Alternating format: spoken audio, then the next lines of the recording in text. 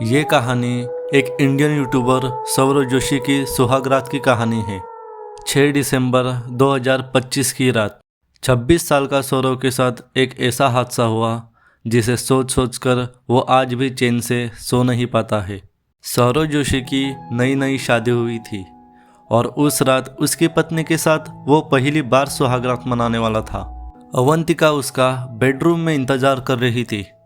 पूरा कमरा फूलों से सजा हुआ था और बिस्तर पे गुलाब के फूल बिछे हुए थे। सौरव वैसे तो बहुत खुश था, लेकिन एक बात उसे बहुत ज़्यादा परेशान कर रही थी।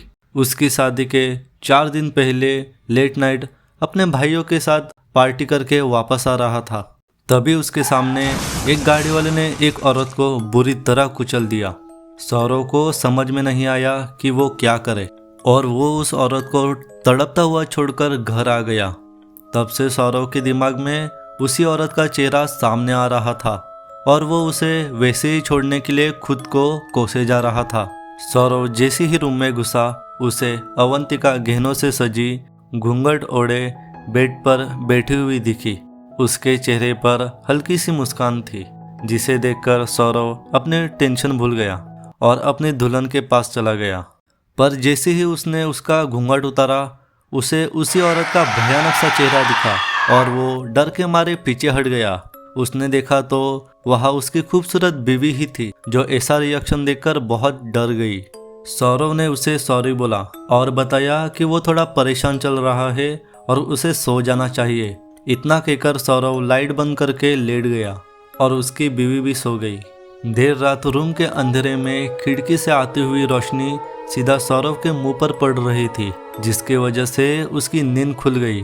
जब उसने आंखें खोलकर देखा तो उसने देखा रूम में एक काली कलर की परछाई है, जो धीरे धीरे कर उसके तरफ आ रही है। एकदम से कमरे की सारी लाइट ऑन ऑफ होने लगी और वो परछाई बड़ी होती चली गई। अचानक से उसके सामने वही औरत खड़ी थी। सौरव ये देखकर बहुत ज्यादा डर गया और चिल्ला उठा।